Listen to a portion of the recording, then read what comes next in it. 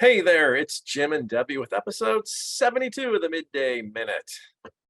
Debbie, it's Elks Veterans Remembrance Month, and today on the big show, we have Mary Morgan, the director of the Elks National Veterans Service Commission, to talk about what's happening in her world of elkdom. I love our annual tradition in November. So let's not waste any more time. Let's get right to it. Get Well, Mary on. Let's hear what's going on. yeah, last Friday was Veterans Day, and this weekend was the last weekend at the local theme park, Great America, Six Flags Great America was open, and it was Veterans Weekend.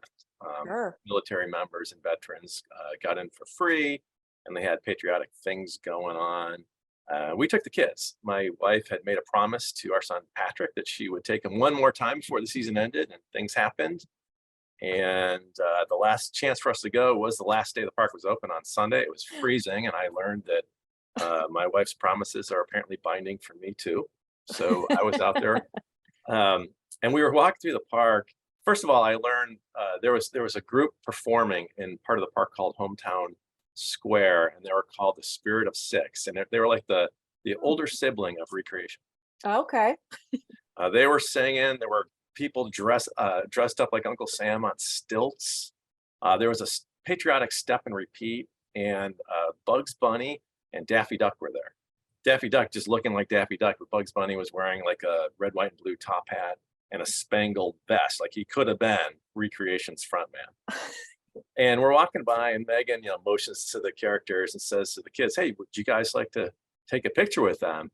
My daughter Jane, who's 8, says, "I don't even know that guy or that other guy."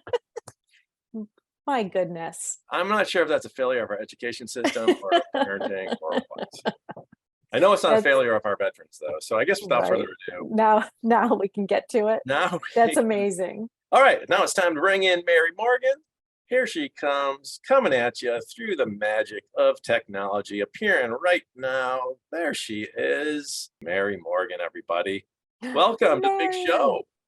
The big show. Wow, I'm glad I made the cut. I know you had a lot of people lined up, Julia Roberts, George Right. Clooney. Yep, absolutely. Well, speaking of big shows, you guys released an outstanding new video recently called Givers of Hope about one of the focus grant projects in New Jersey. Can we talk a little bit about that? Like, how did you select that particular project to feature? Who's your main contact there? How did the film materialize? Yeah, well, I'd love to talk about it. So we were talking about different areas of the country and where we could feature. There's so many great projects going on. But we wanted to feature the Welcome Home program right now, especially because that was so vital to so many people during the pandemic. So we started thinking about, which areas had the most members involved, the most lodges involved. And the New York, New Jersey area is really outstanding in terms of getting everybody involved, getting really active. Our National Veteran Volunteer of the Year winner, Don Tenaccio, is the state veterans chair in New Jersey, and he, along with a team of folks, a lot of whom are in the video, run this project at the state level. So we thought it was a great candidate, and we flew out there. We met at the New Jersey Elks Veterans Annex, which is an old American Legion building that the city donated to the Elks in recognition of all of the work that they do. They gave it to them, I think, for $1. So they rehabbed this whole annex, and they have all sorts of amazing supplies there for veterans exiting homelessness. So we thought it was a great candidate, and we were right. The video is we're so happy with it, and we're glad it's getting a really good reception so far. I haven't heard Debbie's review yet, but it's a definite thumbs up for me. Oh my goodness. Two thumbs up. It's just 3 thumbs up from the Midday Minute. Don does a really nice job too, setting it up. And there were a couple of themes that resonated with me as I was watching. One was just the sense of teamwork. I mean, there's speakers from at least 5, I think, New Jersey lodges who are involved with the project. And it's really nice to see lodges come together like on one project instead of many projects, right? One focus here. And then A couple of speakers in the video were veterans who were assisted by the project. I believe they were residents of Valley Brook, which is an independent living home. Um, and were introduced to the Elks through this project and have now gotten involved with the Elks, which you've been talking about that for years, about how, helping veterans is just the beginning of the relationship, right? Absolutely, yeah. And veterans make great volunteers. So, the folks you see in the videos, they're just really kind of the regional contacts for these different places. So they come and they'll pick up the supplies and then they'll bring it back to their community. And there's a lot more Elks there helping them deliver those supplies. And I think that's one of the reasons that the New Jersey project is so successful. They're really good at welcoming people in. So Greg, one of the veterans interviewed, was one of the first veterans who received furniture from the Elks with the Focus Grant. And I think it was Kelly who was helping to deliver the furniture. And she just said, I have a few more deliveries. Does anybody want to help? And Greg said, yeah, I'd like to help. And then he just, he kept coming around and he really liked it. He joined the Elks. And then another individual in there as well, Craig, was one of the recipients of furniture. And they called him as well and said, hey, I could use some help. Do you want to get involved? And he said yes. And he also told me that he is going to join the Elks as well. Oh, excellent. Mental health is an important issue facing our veterans, isolation, depression, and the Elks can help with that, right? Absolutely. I mean, Yeah. in a fellowship sense, right? And be Mhm. part of this organization, give back. It feels good giving back, but also it's connections to other people in the community. Definitely. And I think the veterans receiving the furniture appreciate that as well, that they have, people who've been through the same situation, helping them get back on their feet as well. It's just a great way to connect everybody. You had Yeah. mentioned that veterans make such great volunteers. I mean, it makes so much sense, right? They serve a mission when they are in the military, and then it really came through with the way they spring to action when there is a veteran who is needing something. They all came together, like Jim said, with that teamwork. But that's like the mission continues, right? Yeah, it's fantastic. They get a phone call, and oftentimes by the next day, they're able to show up with the furniture and say, hey, we're here. And they have photos in the annex. And I think there were some glancing shots of this in the video of, scenes that they walked into, like a veteran sleeping on a coffee table, or, Mhm. people sleeping on the floor for months because, they just didn't have the funds, they didn't have the capability to get furniture for this apartment. A lot of folks think that, once you get somebody housed, like that's the end. But for a lot of folks, that's the beginning. There's a lot more things that people need help with. And one of those big things is a connection to the community, where I think Elks Lodges excel. Yeah, and I think there was a moment, I think it was Craig, who said, the Elks reached out to ask him what he needed, and he said, "Well, I'm starting with nothing." Mhm. And the next day, I think he says, like, the Elks show up with this 29-foot trailer, and it's filled with supplies, and he no longer had nothing. Yeah, it's a Yeah, rapid response team there. Am it I really is. correct that the grant funds aren't necessarily purchasing the furniture? They're picking up furniture that other people want to donate, get rid of, whatever. They're picking it up, refurbishing it if necessary, and then distributing that. Is that what's happening? They're doing both. So they purchase quite a bit of the furniture as well, so that they know that they have staples there, like a good bed, not used, doesn't have there's a lot of problems with bed bugs in terms of used beds and other furniture.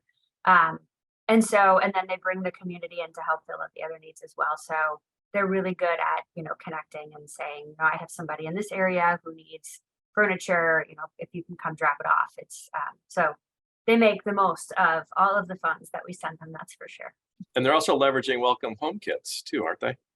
They are, yeah. So, focus grants, like all the grants are pretty popular, and so they max out all their focus grant funding every year, and then they use the welcome home kit funding to kind of fill in the gaps around the other things that folks need. Because a lot of times, it's not just a veteran moving into a new home; it'll be a veteran and their family as well. So Yeah. their kids might need beds and furniture and other supplies too. Whole spectrum of needs. And I know that they use their smaller lodge grants as well. So Beacon, Spotlight, and Gratitude grants as well. They do. I mean, this is like a really popular cause within the state of New Jersey, and anybody who's been to convention knows how enthusiastic they get um, when their name is shouted during the opening ceremonies. So um, that enthusiasm definitely translates to this project. People, once they get involved, you see that with Greg and Craig. They want to stay involved. They really love the project and the outcomes. And just to back up a moment for folks who are watching who may not be as familiar, focus grants are grants of up to $10,000 available through the Veteran Service Commission to lodges in 12 metropolitan areas identified by the VA as being high areas of or high concentration of veterans experiencing homelessness, right? Correct. Yes. So they function just like all the other grants, except it's intended as an extra boost to lodges in these areas because they do have the highest number of homeless veterans in those cities. So it's intended like, hey, all of these other resources that we have, but here's a little extra boost because there's such a big need.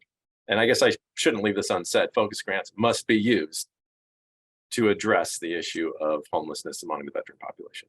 Correct. It's a very specific sort of grant. So only to help veterans exit homelessness, prevent homelessness, or we have a lot of projects that focus on, building community connections and providing support to, transitional housing for veterans as well. Yeah.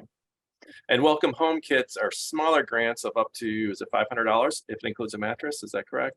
Correct. Those are available to any lodges who can put these kits together, which are the essentials that somebody needs when they're moving into a new home, right? Because many veterans who now have housing have moved into this home with nothing, right? They came off the streets or a shelter or whatever and had the possessions that they can carry with them.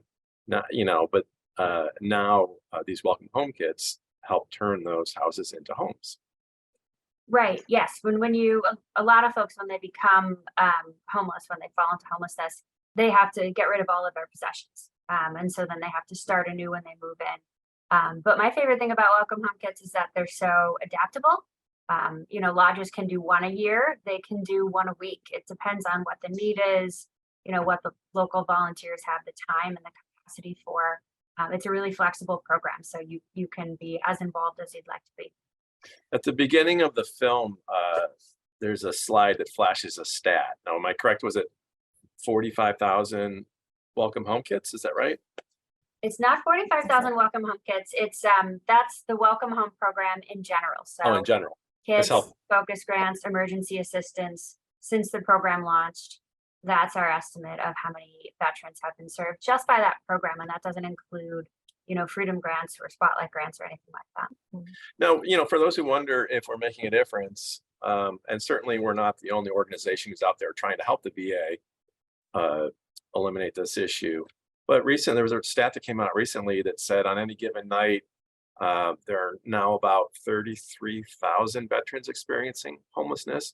When we first got started with the VA in 2015, that number was around 50,000.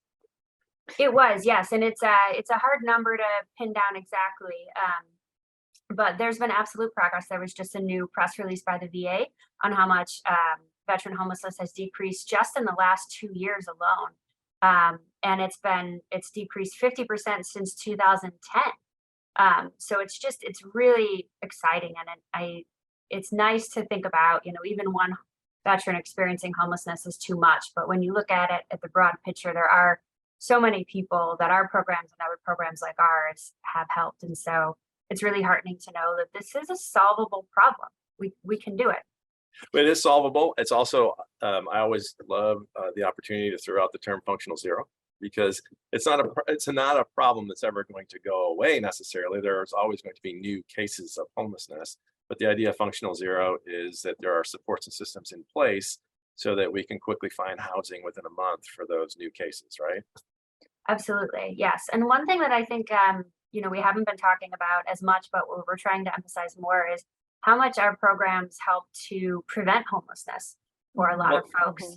That's the emergency assistance Yeah, program. I just wanted to, because we've mentioned the three planks of welcome home, right? Or the focus grants, welcome home kits, and that third plank is the emergency assistance, which we help veterans exit homelessness, but also are helping to prevent new cases by keeping veterans housed, which is an important part of this. Mm.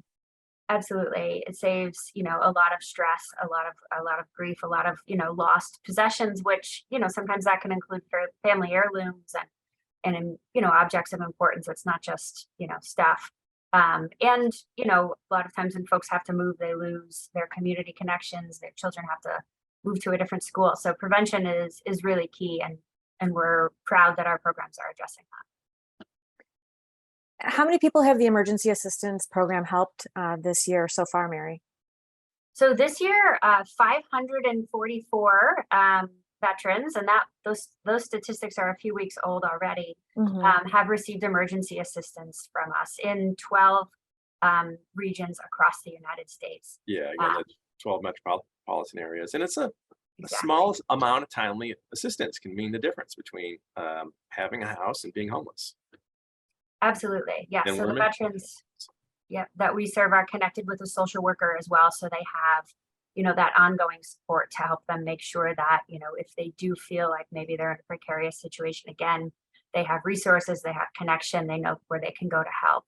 And that's a really big strength of the program as well. And that's just a hugely popular program. I mean, we get people calling us all the time, saying, I heard that the Elks can help. Somebody told me, when I was on the bus coming home from the VA. I mean, word of mouth is really big for that program. And the social workers you've dealt with are blown away by the program, is that right?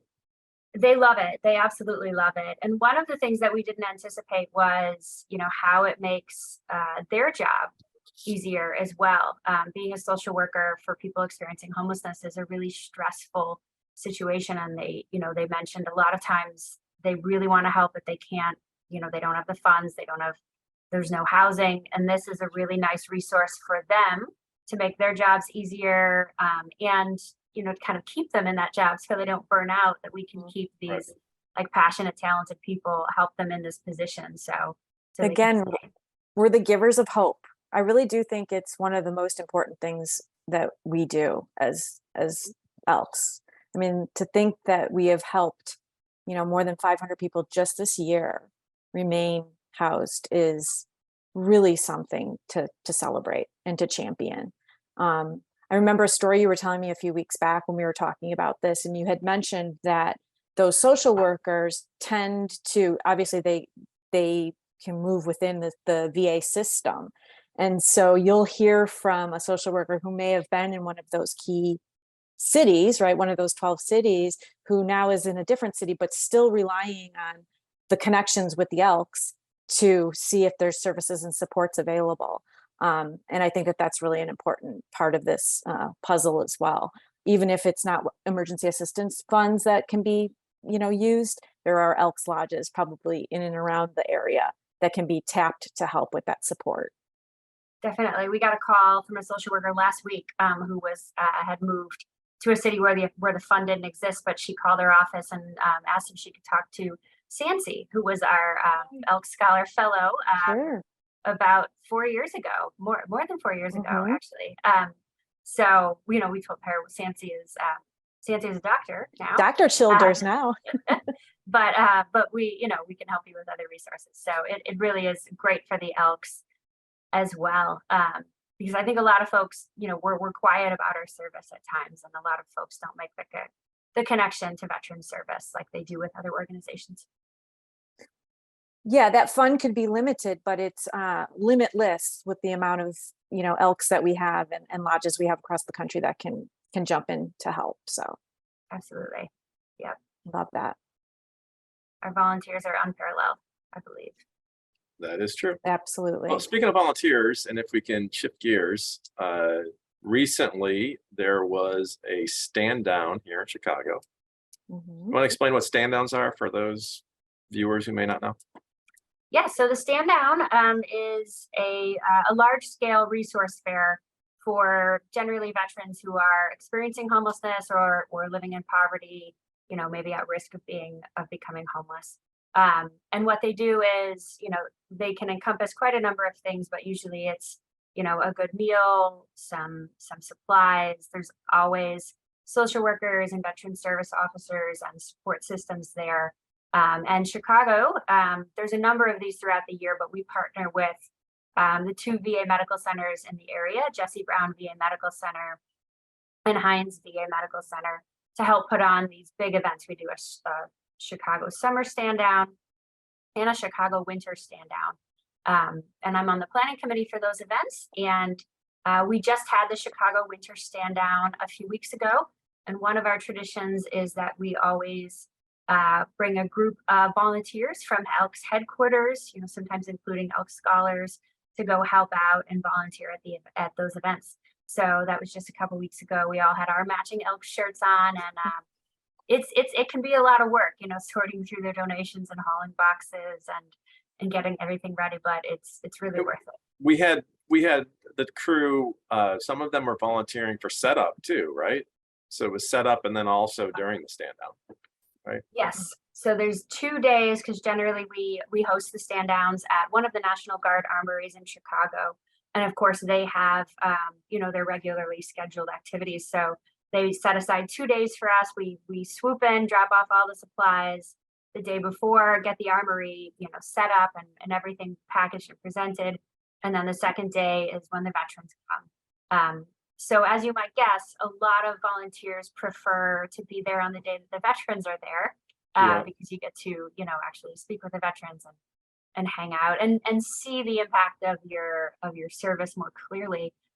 But we always try to bring people there for the setup day as well, because it's harder to get volunteers, and it's so much appreciated to have folks there who've been to a stand down before, and who are familiar with, these projects, like many of our staff are, by talking with volunteers or reading about grant projects. So it's a really helpful day to come, is the setup day. We were just telling our staff, the team, I think we sent about 5 of our staff members to help with your team with the setup, about how important it is to be there, just like you said, for the setup component, right? Like that, it has to happen. Somebody's got to do it, and indirect service is as important as direct service can be. And so I think that our team was appreciating that they were appreciated, and we, really just emphasized to them how much that team of people who put on this massive event twice a year have come to rely on our staff and scholars to help with making that happen. So we appreciate you including us, and we know our team really appreciates getting out in the field and making a difference in that way. Yeah, and it's really nice. It's a good opportunity to, spend time with the staff as well. We don't always get to kind of get out of the office and get really into active service. So I really appreciate that as well, as a way to reconnect to, our mission. And we've talked about this before, but at Hoop Shoot Assists at the national finals, we put together supplies and do a variety of things to serve the Chicago veterans in need. And we hold on to those supplies and we bring them to the summer stand down. And if there's anything left over, we bring them to the winter stand down as well, right? Absolutely. Yeah. So, and we gave all of those out at the summer stand down. They were a hit as always. And it's such a fun connection to have the Hoop Shoot contestants and their families and the Elks scholars kind of put those together. And then we're able to hand them out to veterans directly and say, the Elks family put this together for you. What about those socks that came to us in Atlanta? Oh my gosh, so many socks. But socks are always appreciated. They're a hot ticket. So it's a really good, solid thing to donate. Excellent. I think we'll keep that up then. Yeah, definitely. Debbie, did we have anything else we wanted to talk with Mary about? I think that covers a lot. I would like to say Mary mentioned the recent press release that the VA put out with Secretary McDonough. And they were emphasizing how this, as Jim, you mentioned functional zero and how this is a solvable problem. And it's down a lot, obviously, but one person who, veteran who's experiencing homelessness is too much. But he talks about in this press release about the housing first approach that's really working. So like, the getting somebody in housing as fast as possible, but then surrounding them with the services and supports they need to be successful. And it just resonated with me once again that that's what our Elks do. I mean, that is who our Elks are and what they're doing, and making sure, like you said, Mary, earlier, that a house is a home. It takes a lot. It's not just those, 4 to 8 walls, as they talk about in the film, but it takes, things to be a home, a bed, a new bed, a nightstand, a couch, sheets, linens, all the stuff that people who have those things might take for granted. So kudos to all the Elks who are out there doing that. It really make you feel good every day of the year, but especially during this special month that we set aside to remember our veterans. Well, we will put a link at the end of this video, the show, sorry. At the end of the show, we will put a link to the Outstanding Givers of Hope. Please go watch that. Mary, keep doing the great work you are doing. We are happy to help. And if any of our viewers would like to help you, how can they learn more? You can go to elks.org/vets. You can call our office. We're happy to put you to work and connect you with local partners in your community. So definitely contact us. We'll get you started. All right. Thanks, Mary. Thanks for making Thanks, time for us. Mary. Bye. Bye. All right. Always a fun time, right? Always a fun time talking to Mary about the important work that the Elks are doing to help veterans. And I'm She really got her happy start with us. she right? got her. Yeah, she cut her Yeah. teeth on the community investments program at a Before that, time she when it came to was us in our donor services department. That's where she That's started right. here. Right? Yep, Yeah. that's right. Another enough success story right there. Absolutely. Yeah, it's always great to, like I said, I really enjoy this tradition, our November tradition of bringing Mary on. And it's been a long time since we've had a guest. Yeah, that's true. Right? That's true. Well, before we wrap up real quick, as we're filming on Tuesday, November 15th, yesterday was the most valuable student deadline, right? That's So judging is going to right. begin soon. Well, yes, just about 24,000 high school seniors across this country are going to have an opportunity to win $50,000. So yeah, so that's where we're at right now. The counselor, that number is going to fluctuate a little bit because there's a second part of that, and that is we require a counselor report to be submitted along with the student's application. So there's that. And then lodge judging starts on December 2nd. So that's exciting. Yep, and it will conclude before Christmas, and then district judging starts right before the new year. So yeah, it's exciting to get to this place, and we're just moving ahead. It's all about the conclusion of the leadership weekend, right? When we bring our 20 finalists to Chicago for interviews and to learn more about the Elks and to serve usually at a VA. So all right. Anything else we want to mention before we sign off?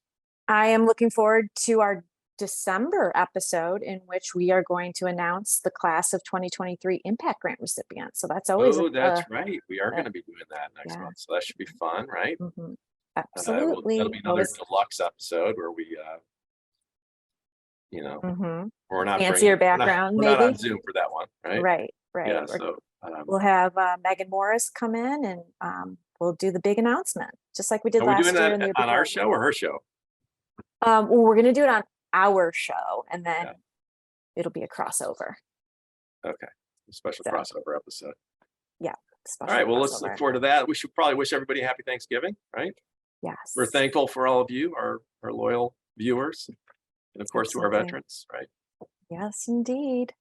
And I'm thankful for you and all the work that you do for the Elks and all the things we're able to do to help Elks build stronger communities. Yeah, right back at you. All right. All right, then. If you've enjoyed this very special episode with Mary Morgan, give us a thumbs up. If not, you don't like Mary, because it can't be us. Give it a thumbs down. Either way, share it far and wide so more people can learn about what the Elks are doing to help eliminate and prevent veterans homelessness. If you're not already subscribing to our YouTube channel, hit the button and tap the bell so you'll be notified every time we post new content. You don't want to miss out. Hoop Shooting the Breeze. They're cranking out pretty good episodes lately. Yes, they are. Yeah, they are. And other stuff coming down the pike. I think that's it, right? Thanks for watching and happy Thanksgiving. Happy Thanksgiving, everybody. Bye.